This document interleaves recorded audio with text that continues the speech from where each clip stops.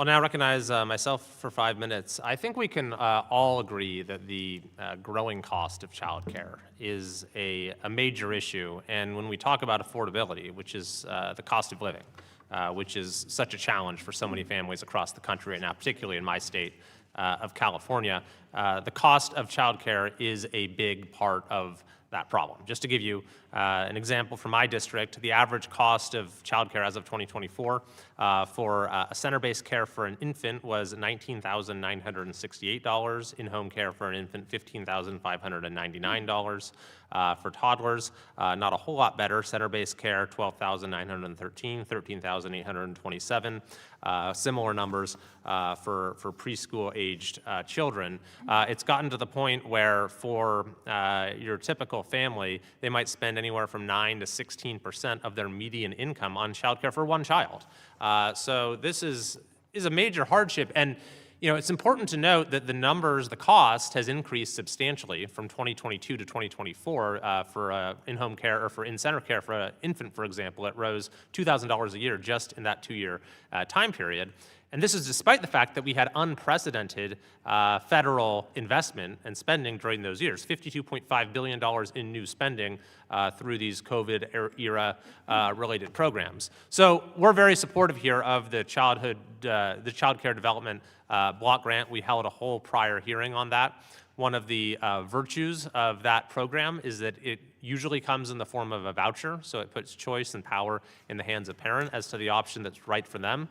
But there are limits to the program because we're talking about fewer than 10% of kids who need childcare participate through that program. And then there are also issues of scale, issues of access in different types of communities, issues as far as the sort of tailored solutions that many families need. So we're holding this hearing today to talk about how we can use the policy levers we have here to catalyze the provision of childcare services on a larger scale and in a way that fits the needs of individual families. And I think that Ms. Grover, you provide some great examples of how recent changes to tax policy have actually started to accomplish that. Now, Ms. Matsui made the point that, well, no, these tax incentives don't really influence behavior.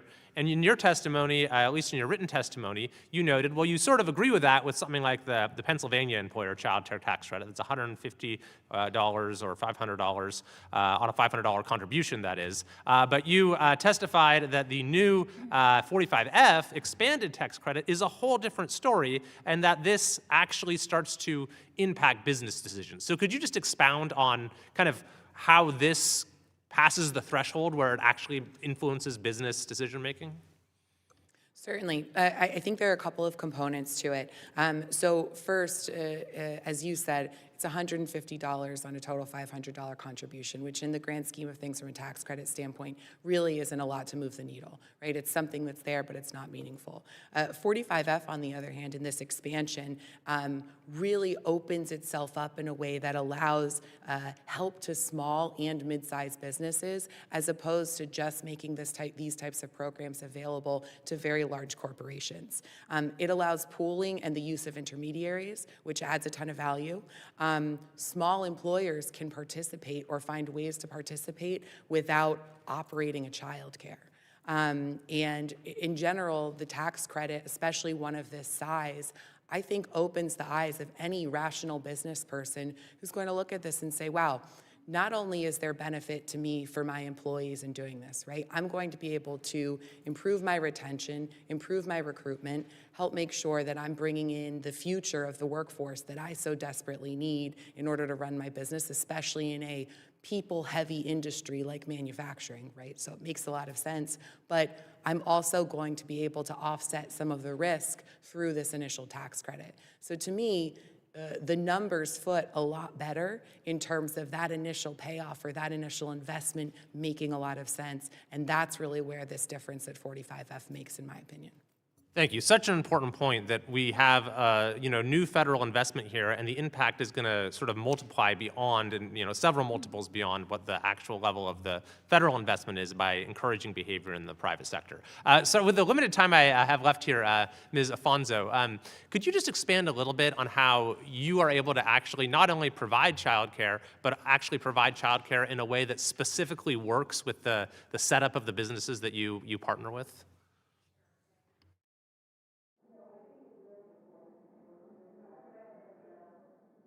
Thank you.